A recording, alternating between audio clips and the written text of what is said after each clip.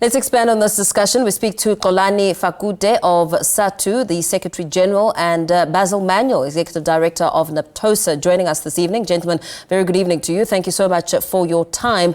Of course, the matter here is really speaking to the future of the GNU, as the DA raises this very strongly, speaking more so about the constitutional issues when it comes to the BELA Bill. I know that you have both contributed rather extensively over the years. Various inputs into the bill have been made, and we've seen the bill change and improve in some ways. Perhaps, Xolani, let's start with you. What is your reaction to the DA and the deliberations that have been made?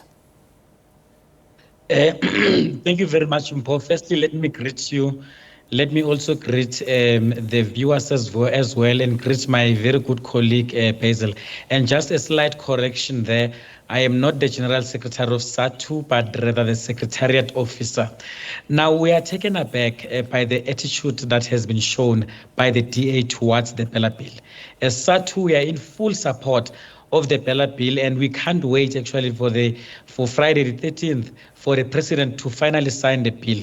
Now, the mistake that we should not make, is to think that the BELA Bill is actually a product of the 7th administration. There has been a 5th and a 6th administration that has dealt with the very same bill. It has taken almost 10 years of processes, parliamentary processes, and even the National Council of Provinces, public consultations, written submissions for us to get to the current text of the BELA Bill as it is. So we are taken aback by what the DA is suggesting.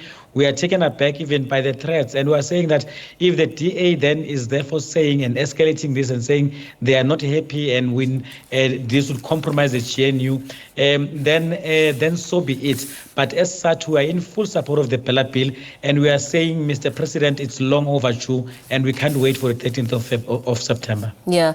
Basil, what's your position as NAPTOSA?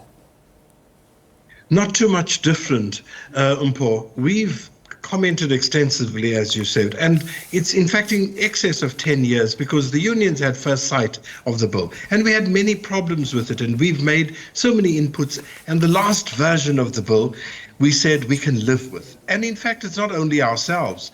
The parent organizations, the other unions, etc., have all given endorsement. Why? Because it contains much, much more good than it does bad. There are one or two little items that I'm sure everybody has at least one thing that they feel should have been different. But we are saying this is workable.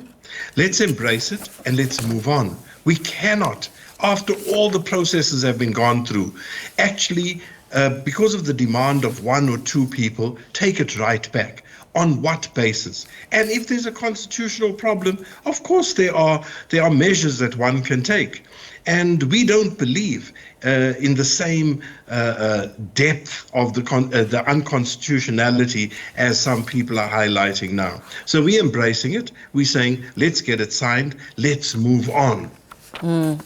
As you embrace it, Xolani, as you speak about your position and the importance of ensuring that it does become effective and implemented after taking almost a decade to get to this point, what would you say stands out as we talk to how it has progressed over the years and how, of course, it will be beneficial to the education environment?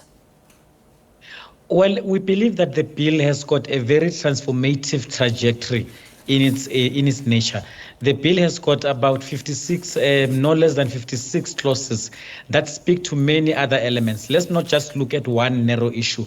It speaks to issues of the introduction of grade R, for instance, learner attendance, and many other issues that it seeks to address, including bringing more equality amongst the many official languages that we have. So in our view, the bill offers us a very transformative platform towards which we can work.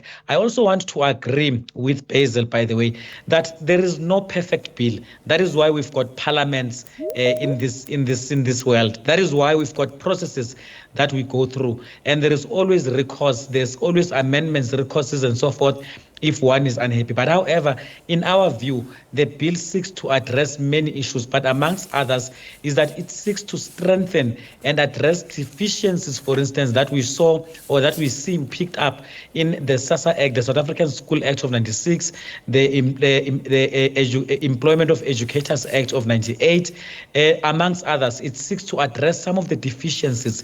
It has got a very transformative agenda to it, and we are saying that it is a proper platform that we can all start working from. Basil is absolutely correct. There has never been a single bill that everyone in a population will agree with. But the fact of the matter is that when the bill went to the National Council of Provinces, ultimately 8 out of 9 provinces agreed to it. When it went to Parliament, an overwhelming majority voted in favor of the bill. That's a democratic process. So this is democracy that we should embrace.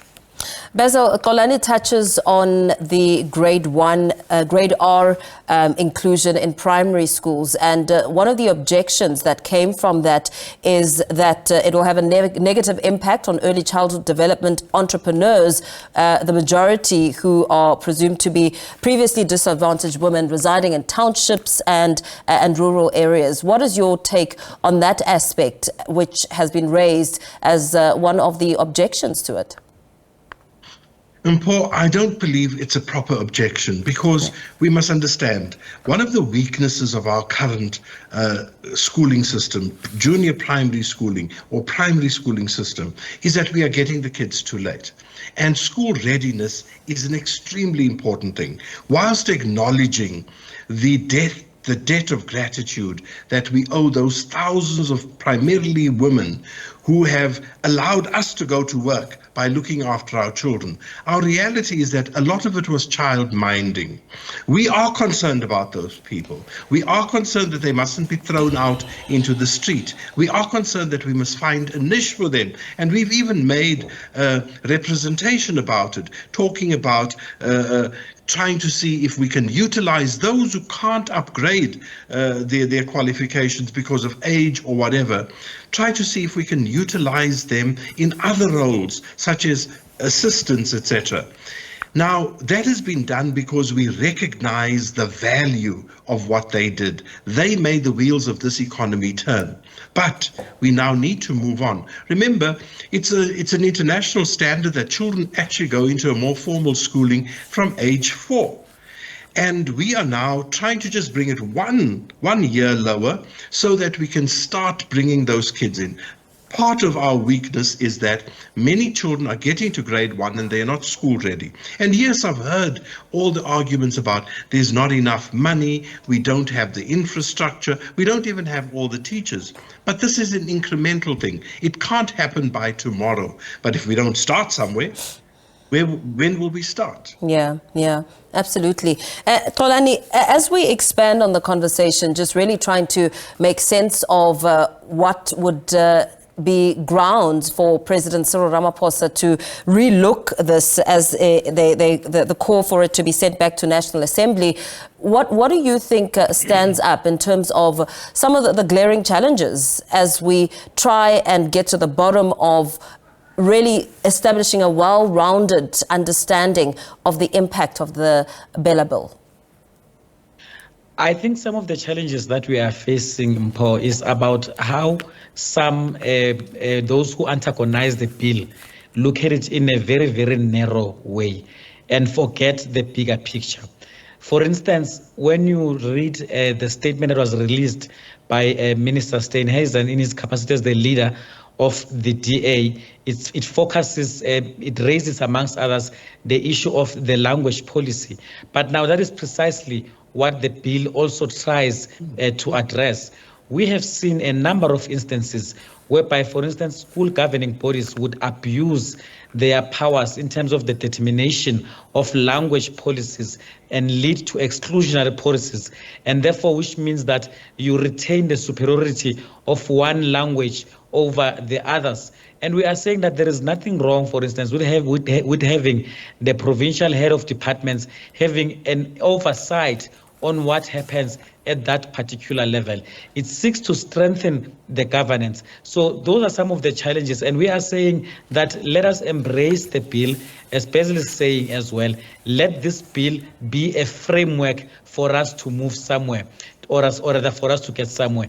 If we do not start somewhere, then we cannot move in the correct direction.